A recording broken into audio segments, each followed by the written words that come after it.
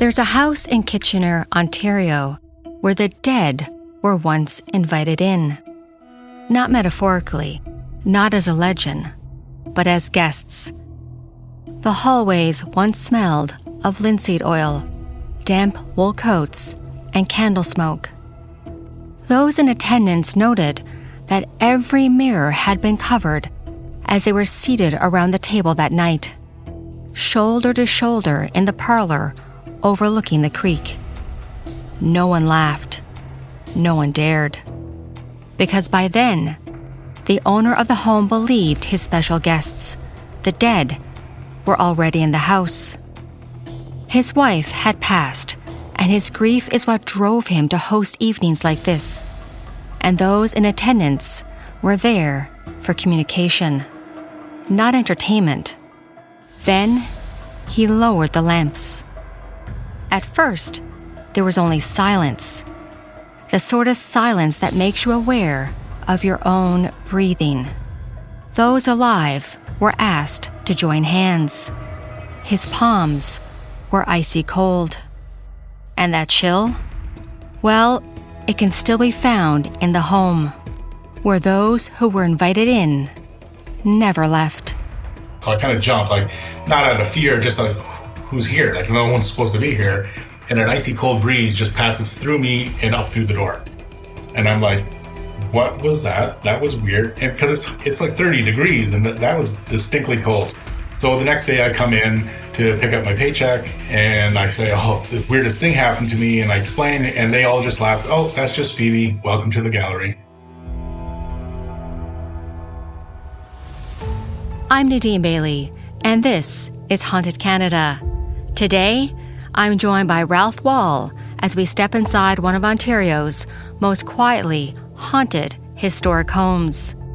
This is a place where art, grief, spiritualism, and ghost stories have been tangled together for more than a century. This is The Watcher of the Homer Watson House. If you're a longtime listener of Haunted Canada, you know that I'm drawn to places where history and the paranormal are intertwined. The Homer Watson House in Kitchener, Ontario is exactly that kind of place. Homer Watson was born in 1855 in the village of Doon, which is now part of Kitchener. It was once the traditional territory of the Shinantan, also known as the Neutral or Adawandron peoples. They occupied the area for hundreds of years and were later followed by the Nishabe and Haudenosaunee peoples. Homer grew up near the Grand River. His father, Ransford Watson, owned and operated the nearby wool mill, and his mother, Susanna, cared for the home and the family. From an early age, Homer was interested in the arts, even though he was born into modest means. By his own admission, Homer was a poor student who preferred sketching to school lessons. He arranged his food in pictures, carved images on fence rails, and was consistently drawing. However, that was derailed when the Watsons fell on hard times and tragedy struck for the first time. Ransford died in 1861. Following his death, the family had to rely on Susanna's income as a seamstress. Some years later, when he was only in grade 6, Homer was forced to leave school to help support the family. Along with his elder brother, Jude Nathan, he found a job in a brickyard, and that's where tragedy struck for a second time in Homer's young life. In 1867, Homer's brother, Jude, was killed while at work. He was just 12 years old. Homer took it pretty hard. Didn't really cope with that too well. His Aunt Amelia gave him his first set of paints just to help him get through this. And through that, he discovered he's really good at art. Super good. Never went to school for it because, again, pioneer times, struggling farming village, artists, that's a big city folk thing. So he wanted to do this. He said, this is what I want to do. And he pursued it and found out that, yes, he was actually really good. That's Ralf Wilde. He's a graphic designer and assistant curator at the Homer Watts house. He said Homer's interest in drawing was supported by gifts from family members, a set of watercolors when he was 11 years old, and his first oil paints 4 years later. In addition, William Biggs, a school teacher in the neighboring village of Burlouse, was an amateur watercolorist, and he gave Homer all the help he could. This was helped by the family's library, which included periodicals, as well as at least one book illustrated by the 19th century artist Gustave Doré, which Homer emulated. His earliest works were drawings based on novels and poetry by Charles Dickens, Lord Byron, and others, along with a few portraits and figure paintings, such as the one titled The Swollen Creek from 1870. As he neared adulthood, he had all but abandoned these subjects, but he had already submitted art for display at local fairs. In 1872, he visited Toronto for the first time, where he met and was encouraged by the landscape painter Thomas Mower Martin. 2 years later, he received an advance on his inheritance and used it to return to Toronto to train and work at the Notman Fraser Photographic Studio, where he caught the eye of Lucas O'Brien, who was the vice president of the recently formed Ontario Society of Artists.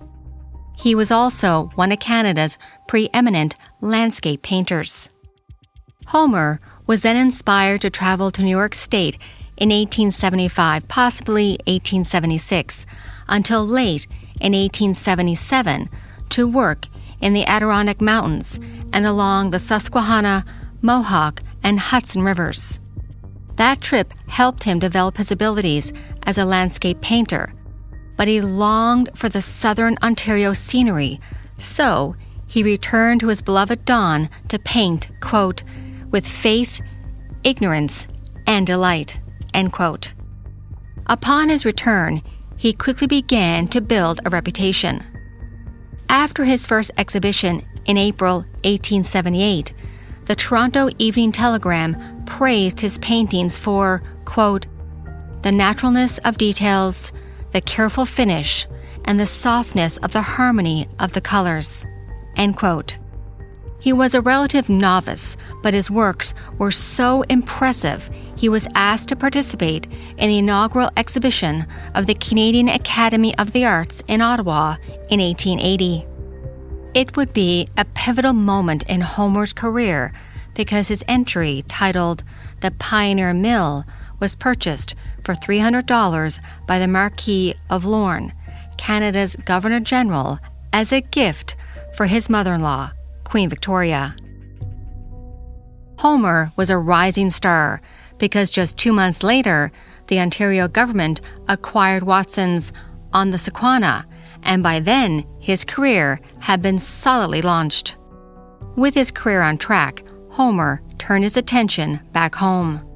Thanks to the purchase by the Marquis of Lorne, he was able to finally marry his longtime fiancée, Roxana Bechtel, on January 1st, 1881. She was from one of the original families in southern Ontario and had been living in Waterloo, which in those days was a 3-hour walk from Dawn. But Homer didn't let a little distance stop him from seeing the woman he loved. He would walk every week to go visit her 3 hours and come back the same day. Their only child, a son, died at birth in 1882, but 25 years later, in 1907, they adopted an orphan named Mary, who they found alone and unclaimed at a train station, a girl nobody came to collect. The young couple lived with Watson's mother and his sister Phoebe for a few months before moving into the upper part of a house built by Adam Ferry, one of the most important and the most economically successful of Dawn's founders. Homer was able to buy the entire house the following year and expanded it. He built a dedicated studio and gallery, a space with no windows on the walls, but a full 360-degree skylight above designed to flood the room with natural light before electricity ever existed. The renovations to the house were designed by a Scottish architect, and he gave the house soaring ceilings, tall windows, and a bit of Gothic spirit in every beam and door frame. Except for occasional trips abroad, he would live there for the rest of his long life. The funds for the purchase came from 2 more sales to the Marquis of Lorne, who gifted one painting, The Last of the Drouth, again to Queen Victoria, and retained the other, April Day, for himself. Homer remained friendly with the Marquis of Lorne for years to come, and the publicity he gained from this viceregal patronage remained a cornerstone of his reputation throughout his career. The Marquis wouldn't be the only public figure to have a major impact on Homer's career. In early 1882, Oscar Wilde, then 27 years old, did a year-long lecture tour of the United States and Canada. He addressed audiences on the subject of aestheticism and the importance of beauty in daily life. By the time he arrived in Toronto in the spring of 1885, he was a celebrity. During his lectures, he also promoted North American artists and writers. On May 25th, while viewing the Ontario Society of Artists' annual exhibition, he was struck by Homer Watson's painting, Flitting Shadows. Wilde then spoke to newspaper reporters while standing in front of the painting. He described Homer as the Canadian Constable, referring to the English painter John Constable. Wilde then repeated his praise during a lecture at Toronto's Grand Opera House that evening, along with the quip that Homer was Barbizon without ever having seen Barbizon. Constable and the Barbizon painters were highly popular with North America and European audiences, and Wilde's comments gave Homer's career another boost. The 2 men did not meet in person until a few years later, but in the meantime, Wilde commissioned paintings for himself and for 2 American acquaintances. Through it all, Homer Watson remained devoted to his family, devoted to his art, and for many years, life was good. That is until 1918, when tragedy struck a 3rd time. Roxa Watson, the love of his life, died in January. And for months, Homer Watson was inconsolable.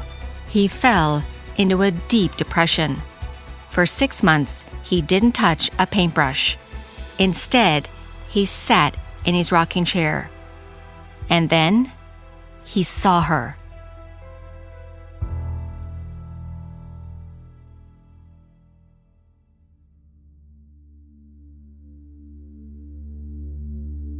He had never been religious, but he had long-standing beliefs about connections between nature and humanity. As early as 1879, he had been sufficiently intrigued by ideas about the afterlife and the occult that he made the first of what appeared to be several trips from Doon to the hamlet of Lilydale in southwestern New York State, where visitors interested in exploring spiritualism in a natural setting gathered at the recently incorporated Cassadaga Lake Free Association. Following Roxa's death, he turned to the Bible for assurances that his wife's spiritual life continued after the death of her body. So, it's no surprise that while he was in his studio, he tried to reconnect with his beloved. He was sitting in his rocking chair in his art studio when he wrote this in a letter where he saw her ghost at the bottom of the stairs, shrouded in an amber glow, and she said, "All is well, you need to go back to work." So he rushed to go give her a hug, but she disappeared. That experience changed everything. He threw himself into spiritualism. He really pursued spiritualism, holding seances in the front parlor, sometimes with William Lyon Mackenzie King, a former prime minister. There was a big scene of that sort of thing in this area at that time. Yes, the former Prime Minister of Canada conducted seances in Homer's house. According to Ralf, the Homer Watson house was where King was told by the spirits that he would win an election and become Prime Minister. The man who once walked 6 hours round trip just to see his wife also paddled hundreds of miles down the Grand River and across Lake Erie just to try and speak with her spirit at Lilydale. He also began to paint at night, drawn to the hours when he believed the veil between the living and the dead was at its thinnest, as he tried to connect with Roxa. Ralf described this shift in Homer's styler, Roxa's death, as unmistakable, though gradual. One of my favorite paintings that he did is called Moonlight Over River. And it's just, the moon breaking through some dark clouds, just shining over this dark, dark river. So things became moodier. His play with light really shines out. Like, he's really known for painting light and weather. Like, he can capture weather and light very well. On May 30th, 1936, Homer Watson had been working on a painting when he went upstairs for a nap. He never woke up. After his death, his younger sister Phoebe took over the property.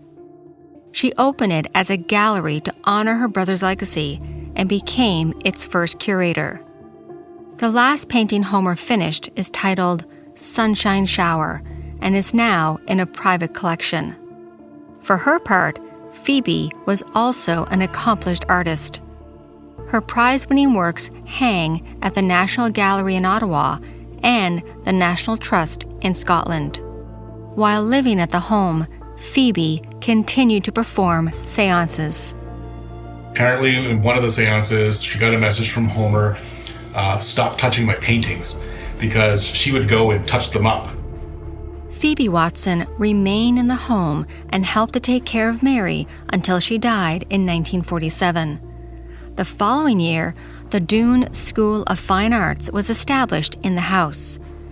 It ran until 1966 and drew distinguished teachers such as Frederick Horseman Varley, who is a member of the Canadian Group of Seven and the main portraitist of the group. In 1980, the property was designated a National Historic Site and was purchased by the city of Kitchener. It opened a year later as the Homer Watson House and Gallery. But since the 1950s, there have been sightings and descriptions of strange activity. Since then, it has become known as one of the most haunted homes in Canada.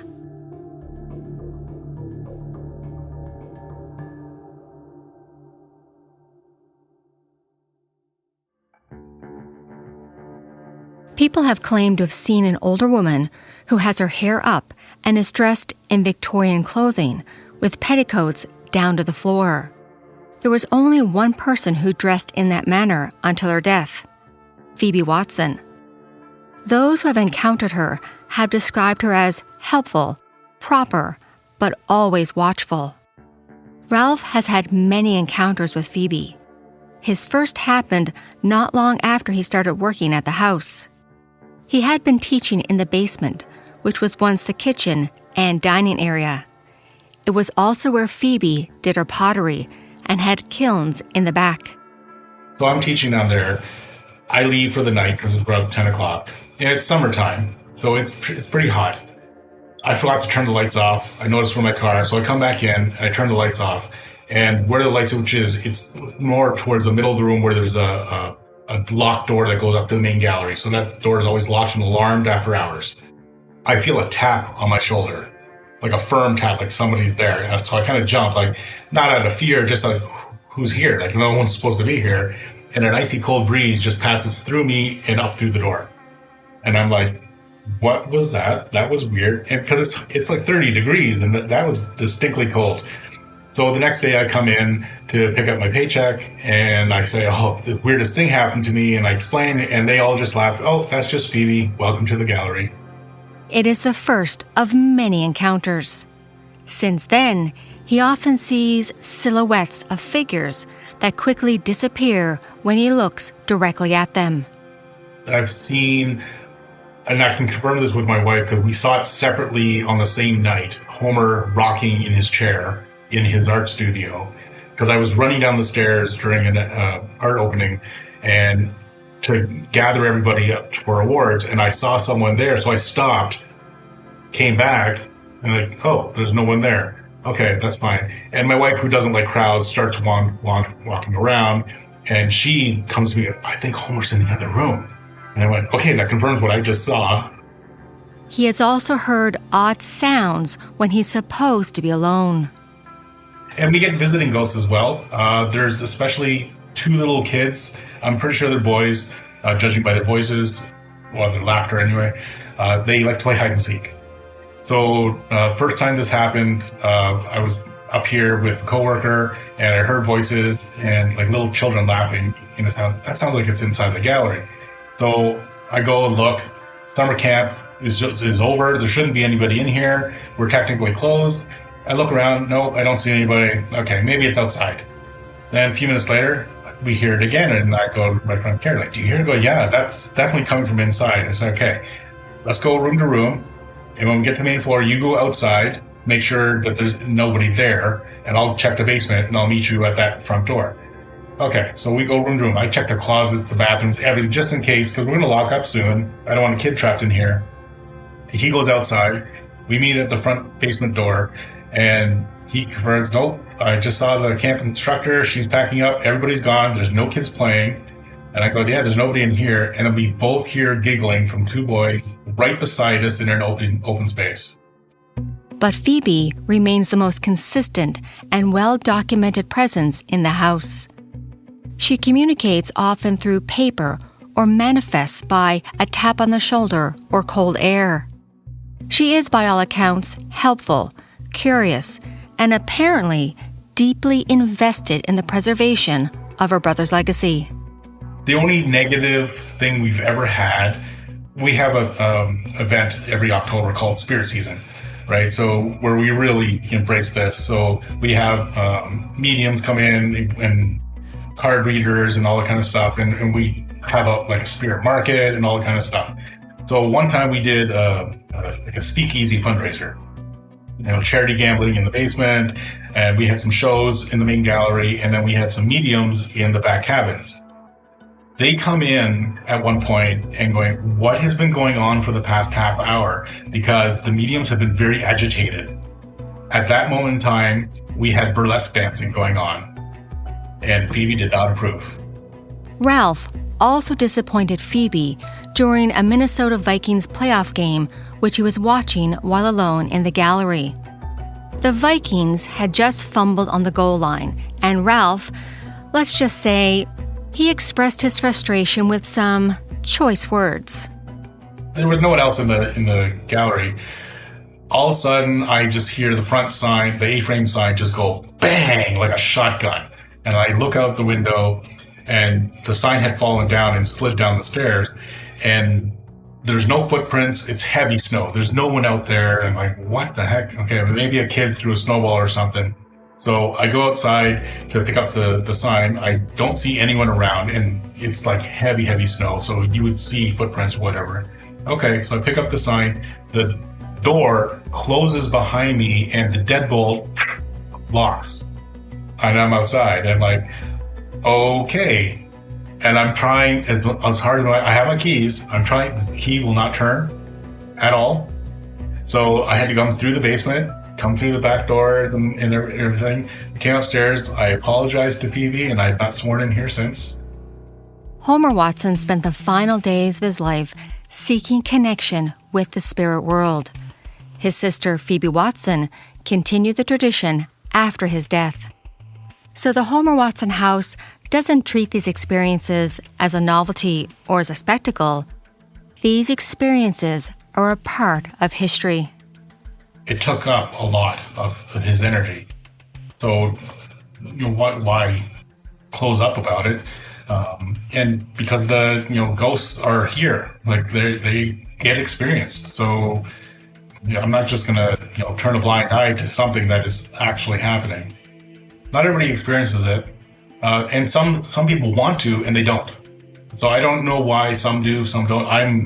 My wife and I are like magnets, no matter where we go. Like if there's something there, yeah, it's gonna make itself known to us. So I don't understand how that aspect works. We've had so during spirit season, we even have Paranormal Society comes in, like the Ontario Paranormal Society from Brantford. They come in and they do ghost hunting tours.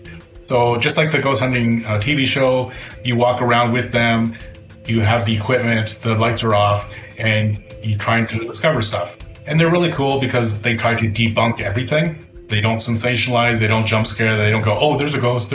They say, no, that's not it. I know what you're thinking, that's not it.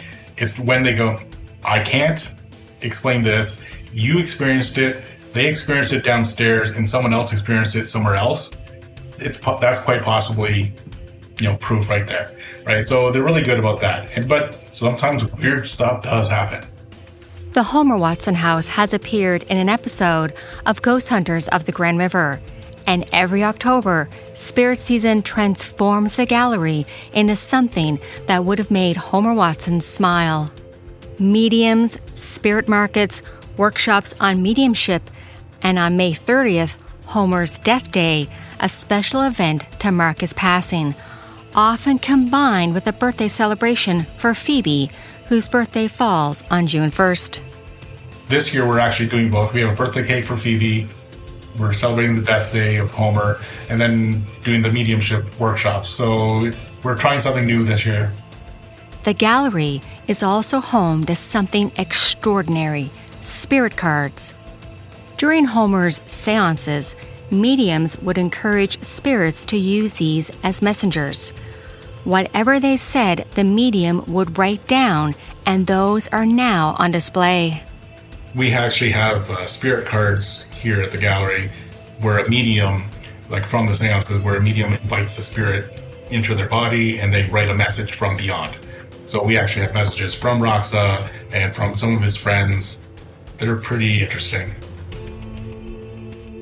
Today, the Homer Watson House and Gallery stands not only as a monument to one of Canada's greatest landscape painters, but as one of Ontario's most quietly unsettling historic homes.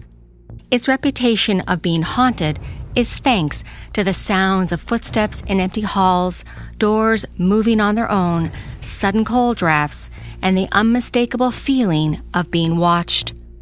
Whether those stories are born from grief, imagination, or something far harder to explain, they remain inseparable from Homer Watson's legacy. He was a man who spent his life painting shadows, storms, and lonely wilderness, before ultimately searching for answers beyond death itself. His legacy and former home are now being guarded by the loving sister that took care of him in life. So, if you visit Kitchener's Best Kept Secret, don't be surprised if you feel a tap on your shoulder. Don't swear or say anything scandalous, lest you insult her Victorian sensibilities. Just smile and say hello to Phoebe.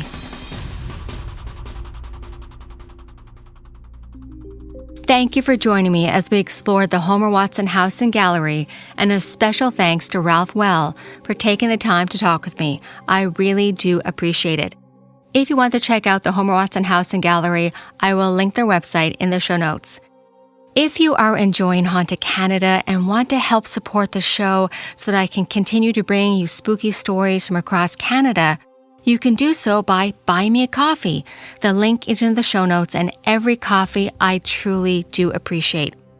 Do you have your own ghost story, paranormal encounter, or true crime? If yes, email it to me so that I can cover it and share with the listeners on this podcast. Email me through the website hauntedcanada.com. Haunted Canada is sponsored by the Edmonton Ghost Tours. I will link the website in the show notes. Haunted Canada is written and produced by me, Nadine Bailey, with senior producer Dila Velasquez. Production and sound design is by Rob Johnston with help from Corey Price. If you would like to support this podcast, please follow, share, and tell a friend about this podcast. We would also appreciate a like and a 5-star written review. And if you're on Spotify, tap follow. It helps more people find these Canadian ghost stories. Also, you can follow me on our different social media platforms, including TikTok and my YouTube channel, Haunted Canada.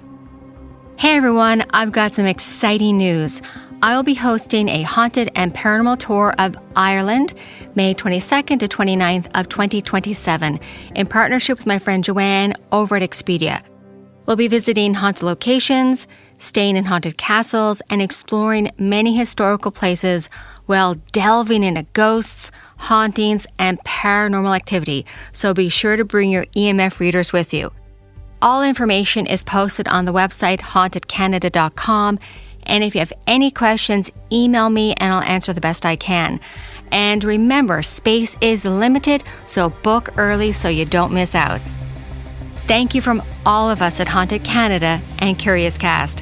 Have a good night, everyone, and stay haunted.